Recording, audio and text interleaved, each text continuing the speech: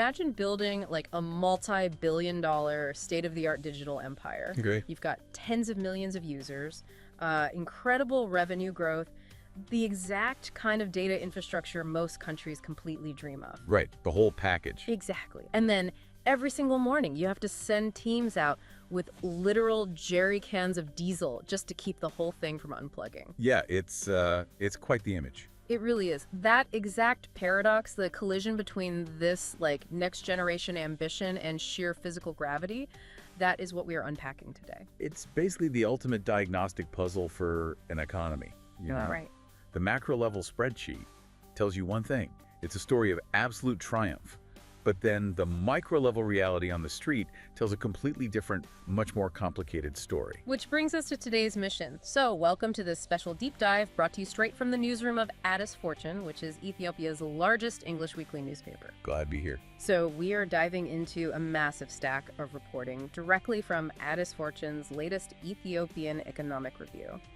And the goal for you listening today is to really understand the intense growing pains of a rapidly modernizing nation. Yeah, and it's a lot of ground to cover. It is. We are talking about a system that is sprinting toward the future, right? Yeah. With digitization, massive banking growth, aviation expansion, but simultaneously it's colliding headfirst with ground-level realities. Things like fuel shortages. Right, fuel shortages, informal traditional markets, and honestly some of the fiercest regulatory crackdowns we have seen in years. Oh, absolutely. The reporting in the review gives us deep structural analysis on telecom and airline expansions, a governance crisis unfolding inside a major private bank. Which is wild, by the way. Yeah, very wild. Plus, brand new agricultural finance laws and 3 distinct, intense legal battles between everyday citizens and state regulators. Okay, let's unpack this. We're going to start at 30,000 feet. Consider what is happening with Ethio Telecom and the wider region's infrastructural ambitions right now. The numbers are, well, they're huge. Yeah, when you read their Next Horizon roadmap report for the year, the numbers are just nothing short of staggering. Revenue just hit 215.82 billion birr. Wow. Right? That is a 33.2% increase year over year. They blew past 90 million subscribers. That's a massive user base. Huge.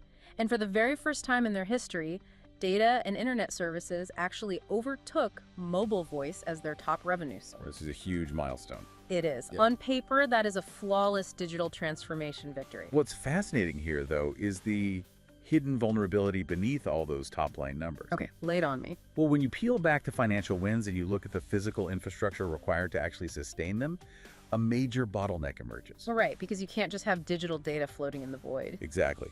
Ethio Telecom had a firm plan to build 12,228 mobile sites this year to support that massive subscriber base. Okay. They only managed to install 603, Oh, wow. So that's at just 49% of their target. less than half. Why are the huge miss? The reasons behind that failure are completely divorced from their digital strategy. It's physical stuff. First, the ongoing shipping crisis in the Red Sea created a physical blockade for their equipment imports. So the hardware just simply was not arriving at the ports. Right. And second, domestic fuel shortages severely hamper their daily operations. Consider this. Right now, 44% of their mobile towers rely on diesel generators for power. Wait, 44%? That is wild. It's like buying a fleet of brand new electric sports cars, but the only way to charge them is with a rusty diesel generator from the 1990s. That analogy hits the nail on the head, honestly. I mean, the ambition is next generation, but the literal power source is stuck in the past. Yeah, you have this brilliant weightless digital ambition, but it's tethered to an incredibly fragile, heavy physical supply chain. The logistics of moving diesel to rural towers during a national fuel crunch is just a nightmare for network stability. I was reading the comments from a telecom expert quoted in the report, Teweldi Zamichael. Right, Teweld had some interesting insights. Yeah, he suggests pivoting heavily to solar power to control operating costs and keep the network online when the diesel inevitably runs out. But I mean, is slapping solar panels on half the country's cell towers actually enough to solve a systemic vulnerability like this? Well, solar is a crucial mitigation strategy for sure, but Teweldi points out a deeper structural need, which is geopolitical risk management. Meaning what, exactly? He argues for decentralizing the cloud-based work from the physical infrastructure. The idea is to structure the company so that software and digital product development can continue seamlessly even when global shipping lanes are blocked or local fuel dries up. Got it. Separate the brain from the body, basically. Exactly. But this physical hardware bottleneck, it isn't isolated to telecom. We are seeing the exact same physical constraints choking the aviation sector right now. Oh, yeah. The situation with Askawai Airlines is the perfect example of that. It really is. For those who don't know, Ethiopian Airlines holds a 22% equity stake in Askawai and acts as a major strategic partner. And Askawai is making incredibly aggressive moves right now. Very aggressive. They are actively upgrading their fleet to Boeing 737MX jets, and they are eyeing direct flights to Paris by 2027. But just like Ethio Telecom cannot outrun its lack of physical towers, ACKY cannot outrun its physical real estate. Right. Their terminal. Yeah, their main operational hub is located in Lomé, Togo. That terminal is currently running at 80% of its absolute capacity, processing about 1.58 million passengers. So they're almost completely full. Right. They are acquiring new planes and planning to double their fleet, but the physical airport terminal has become a massive choke point. Without a second terminal built in the very near future, physical congestion will just cap their intercontinental ambitions. No matter how many shiny new planes they buy. Exactly. And building an international airport terminal takes serious liquid capital, which brings up this massive macroeconomic wall that African aviation is slamming into right now, which is trapped cash. Yeah, trapped cash issue is huge. The reporting notes there is $1.2 billion in blocked airline funds globally, and nearly 80% of that money is stuck in African markets. It's a severe failure of financial plumbing. Let's break down how this happens mechanically for people listening, because it sounds crazy that money can just be trapped. Sure. So airlines operate across borders, right? So they sell tickets in various countries using the local currencies of those nations. Okay, makes sense. But aircraft leases, maintenance parts, and international fuel are universally priced in US dollars. Yeah, okay. So the airline takes that local currency they made from ticket sales, they go to the country's central bank, and they ask to exchange it for dollars to take home. Right. But the central bank simply doesn't have the foreign exchange reserves to give them. They just don't have the dollars. Precisely.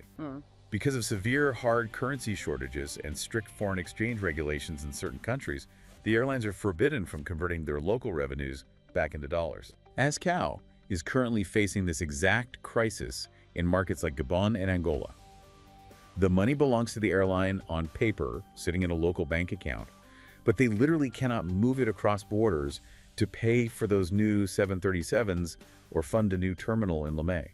I mean, if you've tried to book a flight across the continent recently and gasped at the ticket price, this is why. Yeah, it directly impacts the consumer. It's not just general inflation, right? You are literally paying a premium for the airline's trapped cash risk. Exactly. When airlines know they might not be able to get their money out of a country, they reduce seat capacity, they cut flight frequencies, and they hike up the fares to offset the financial hazard. It's basic risk management for them. So the grand ambition of a seamlessly interconnected Africa hits your wallet directly when the financial plumbing fails. The plumbing metaphor is perfect. Yeah. And honestly, if we look inward in Ethiopia's domestic economy, we see similar structural leaks. Here's where it gets really interesting. We are moving from the international financial plumbing of airlines to the domestic cash flow of Ethiopia's banks and farmers. It's a great pivot. The drama unfolding at Global Bank is a prime example of this domestic issue.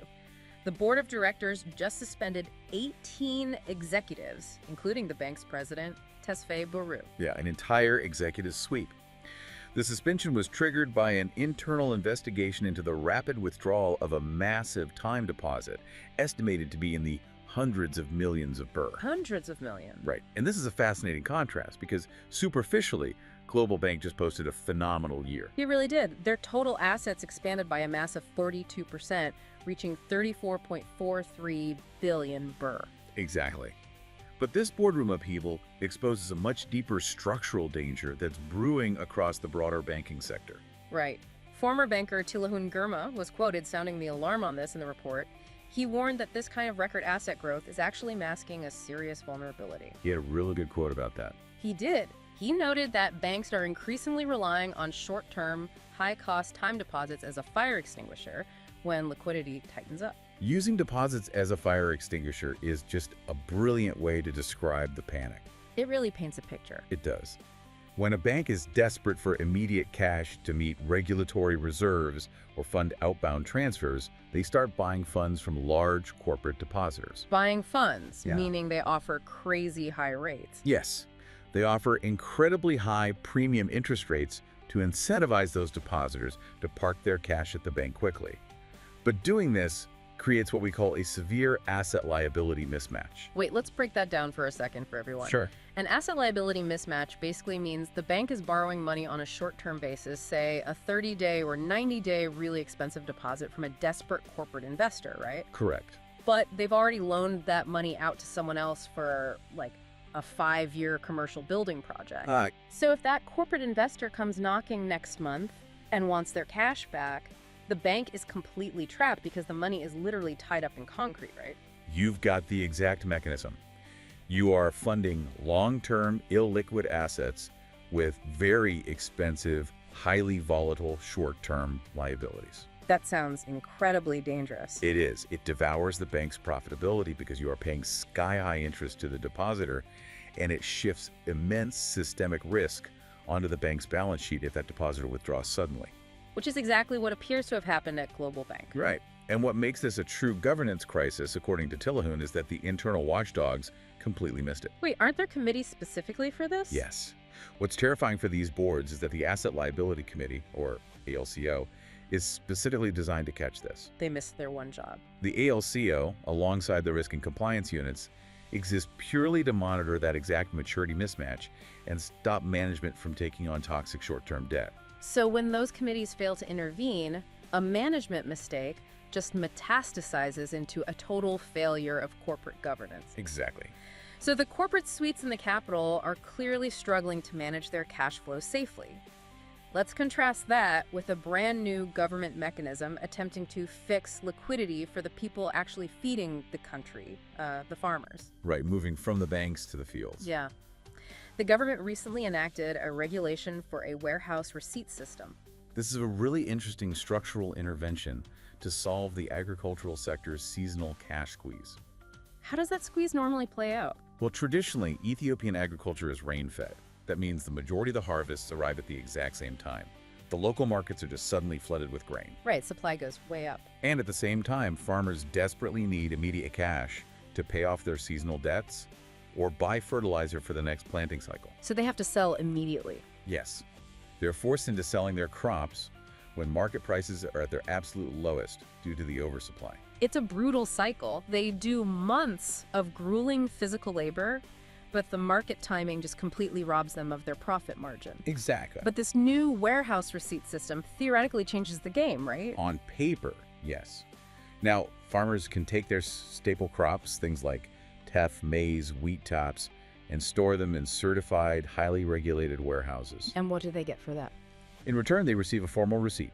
They can then take that paper receipt to a bank and use it as collateral to secure a short-term loan for up to 70% of the crop's appraised market value. Oh, wow. So they get the cash injection they need immediately. Right. And they can wait to actually sell the physical grain months later when the supply dries up and prices recover. I mean, on a macroeconomic level, it is a brilliant mechanism. It transforms physical, perishable grain into a standardized financial asset. It injects vital liquidity into rural areas, prevents farmers from being squeezed by predatory wholesale buyers, and formally integrates the agricultural economy into the banking sector. I am going to play devil's advocate here, though. Go for it. Securing 70% cash upfront sounds amazing in a textbook, but we have to look at the friction costs in reality. The fee. Exactly. Mesfin Ashet is a cooperative manager representing over 70,000 farmers in the region. He looked at this new system and pointed out that the bank interest rates on those loans, combined with the warehouse handling and storage fees, are just prohibitively high. Yeah, that's a real concern. It feels a bit like a pawn shop for grain. Is the cost of this formalized financial friction going to just devour the farmer's profit margin before they even have a chance to sell at a higher price? That is the critical vulnerability of the policy. Because to make a warehouse receipt trustworthy enough for a bank to actually lend against it, the system requires the warehouse operators to carry heavy insurance policies against fire and theft. Which aren't cheap. Not at all. They also must hold $1 million birr in working capital and post-performance bonds. Oh, wow. Those institutional safety measures are incredibly expensive. and warehouse operators inevitably pass those costs down to the farmer in the form of storage fees. Right. It is a classic illustration of formalization coming with a steep price tag for the poorest participants. It really is. If we connect this to the bigger picture, that price tag of formalization is causing immense friction everywhere you look right now. Oh, everywhere. The government is desperately trying to formalize agriculture, banking, and telecom to drive up domestic tax revenues. Just look at Addis Ababa. The city administration has set a massive revenue collection target of 502 billion birr for the coming year. Which is a staggering target. But what happens when that aggressive drive for formalization crashes into the daily lives of citizens who operate in messy, traditional systems? You trigger profound social and legal conflict. Yeah. Addis Fortune's reporting highlights 3 distinct clashes where aggressive state regulation has collided with practical, on-the-ground reality. Right. Let's take the situation with the Shimatero weavers in Mercado, which is one of Addis Ababa's oldest trading hubs for traditional hand-woven cotton cloth. The story is wild. It is wild. Nearly 180 shops were abruptly sealed shut by tax authorities. We are talking about traders like Gedehun Demisi and Sigewana, merchants who have operated their stalls the exact same way for decades, just arriving to find a closed notice plastered on their doors. Which is devastating. Totally. The government's mandate is that any trader generating over 2 million birrs a year in turnover must legally register for value-added tax and issue formal digitized receipts. And just to be clear, we need to outline the mechanics of both sides impartially here. We're just reporting what the sources say. Absolutely, no sides taken here. Right, so the Addis Ababa Revenue Bureau, led by Biniam Migru, states unequivocally that they provided these merchants with more than 6 months of warning and training to transition into the VAT system. Okay, so they weren't entirely blindsided. According to the Bureau, no. The Bureau's argument is rooted in basic math and equal enforcement of the law. A single, high-quality traditional cloth can easily sell for over 10,000 birr. Selling just one of those a day pushes a trader past that 2 million birr annual threshold pretty quickly. The state argues they aren't taxing the trader's income per se, they are simply mandating the trader collect the VAT from the end consumer on behalf of the government. Hold on, mathematically the regulator is absolutely right. 1 million birr isn't what it used to be, but practically. The trader's argument isn't that they are refusing to pay taxes. Their argument is that compliance is physically impossible without completely destroying their business. Because of the supply chain. Exactly. Their entire supply chain is informal. They buy their raw cloth from rural weavers who do not have tax identification numbers, let alone the ability to issue receipts. Right. In a VAT system, you offset the tax you collect from the buyer against the tax you pay to the supplier. But if the trader has no formal input receipt from the rural weaver, they end up bearing the entire tax burden themselves. It's a huge burden. How do you digitize a supply chain that has operated on handshakes for a century? It's a clash of 2 different eras operating in the exact same market. The Revenue Bureau insists traders can legally document their expenses using internal purchase vouchers, even without formal supplier receipts. But the immediate result of this bureaucratic standoff is a completely paralyzed market. And the human cost of that paralysis is immediate. Yeah, there are an estimated 15,000 people who depend on the economic ecosystem of just that one building in Mercado. Tailors like Johannes Workine, who handle the ironing and delicate embroidery for the traders, they are suddenly facing hunger because the flow of goods has simply stopped overnight. It's heartbreaking. And we see a very similar heavy hand of regulatory enforcement in the transport sector, too. Oh, the trucker story. Yes. Consider the case of Yamane Sege, a commercial fuel transport owner. This one really illustrates the friction between microcrimes and macro punishments. It really does. Yamane's massive fuel tanker was impounded by regional authorities in Afar, the reason. His driver allegedly broke the seal and siphoned just 4 liters of fuel out of a 49,000-liter haul. 4 liters. 4 liters. The authorities let the driver go free after a few days in custody, but they kept Yamane's truck. Now, he is facing a staggering demand for 10.3 million birr just to get his livelihood back. Again, looking at this impartially and purely from the source material, we have to consider the regulator's mandate here. Sure. The Ethiopian Petroleum and Energy Authority is tasked with securing a national fuel distribution chain that moves over 6.5 million tons of imported fuel annually. That's a massive logistical operation. It is. So from their perspective, Breaking secure transit seals and diverting fuel, even in microscopic amounts like 4 liters, it threatens the integrity of the entire national supply system. Because if everyone steals 4 liters. Exactly. It creates artificial shortages and market instability. They view the strict confiscation of the asset as the only deterrent strong enough to stop the black market. But the transport owners are arguing this is a massive overreach, specifically an unconstitutional seizure of private property without due process. They are essentially saying, prosecute the driver who committed the actual theft, but don't confiscate a multi-million burr asset from the business owner without a formal court order. You want due process. Yeah, it feels like the administrative state is transferring the consequences of a crime onto the business owner simply because it is easier to seize a physical truck than it is to build a legal case against a driver. Which actually brings us to the third clash perfectly, scaling up from the micro level of a single truck owner to a macro level corporate dispute. The Hulu Sport case. Yes, this involves Hulu Sport, one of the country's most prominent sports betting operators. This was huge news. Hulu Sport had its operating license entirely revoked by the National Lottery Administration. Is completely revoked. The regulators made public allegations that betting operators broadly had deprived the government of more than 100 billion birr in public revenue, and they suspected Hulu Sport was part of that deprivation. And again, remaining neutral on the claims themselves, it's the process that is fascinating here. Right. Hulu Sport took the regulator to the federal high court, and their legal argument rested entirely on the principle of due process. Just like the truckers. Exactly. They argued they were punished with the ultimate corporate death penalty, total license revocation, based purely on administrative suspicion. Wow. They were never formally charged with a crime, they were never subjected to a conclusive audit, and they were never proven guilty in a court of law. And the federal high court actually agreed with Hulu Sport. They did. A panel of 3 judges unanimously struck down the license revocation, ruling that the regulators' actions were procedurally unlawful and fundamentally denied the company its constitutional right to be heard. A huge legal victory.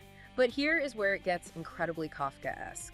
Despite a unanimous victory in federal court, Hulu Sport is still closed. Still closed. The regulator immediately filed an appeal and secured a 15-day stay of execution from the appellate court. It just places the entire enterprise in an agonizing legal limbo. A major firm that successfully defended itself in a court of law still cannot reopen its doors or generate revenue, and thousands of its employees remain entirely in the dark about their futures. So what does this all mean? We have explored the plight of traditional hand weavers, a commercial fuel trucker, and a massive tech-based betting firm. Very different sectors. Entirely different. But the unifying thread is this massive friction point in Ethiopia right now. Yeah. On one side, you have a government with a desperate, mathematically urgent need to formalize the economy and generate public tax revenue. And on the other side, you have the legal right to due process and the messy, highly informal reality of how daily commerce actually functions on the ground. Synthesizing all of this reporting from Addis Fortune, it really paints a remarkably consistent portrait of a nation in rapid, often incredibly painful transition. Painful is the word. When you evaluate the macroeconomic spreadsheets, the 215 billion birr in telecom revenues, the massive banking asset growth, the 502 billion birr regional tax targets. It looks amazing. It does. The blueprint for a modern, formalized economy is clearly there, and it looks phenomenal. But the blueprint assumes a perfect world. Precisely. On the ground, the physical infrastructure is buckling under the weight of that ambition. Right. The telecom towers don't have reliable fuel. The airport hubs are running out of physical terminal space. The airlines have their cash trapped by central banks. And when you attempt to force an informal agricultural and trading system into a rigid, digitized tax framework overnight, the result is closed markets, impounded trucks, and legal chaos. Exactly. Heavy-handed administrative enforcement threatens to choke the very economic engines the state is trying so desperately to build. It really leaves you with an incredibly provocative thought to mull over as we wrap up today. Oh, absolutely. If a government's push for formalization and taxation outpaces the actual physical infrastructure and entirely outpaces the daily reality of its people, does it risk doing the exact opposite of its goal? That's the big question. Does it risk forcing everyday citizens to create a massive, untaxable shadow economy out of sheer survival necessity? Ultimately, what happens when a country's economic blueprint completely forgets the people who actually have to lay the bricks? It is the defining question for every rapidly developing nation, and the margin for error in finding that answer is incredibly thin. It certainly is. Well, that is all the time we have for today. Thank you for joining us for this deep dive into the pages of Addis Fortune. We hope this gave you some clarity on the complex forces shaping the economy right now. Thanks for listening. Until the next edition, goodbye.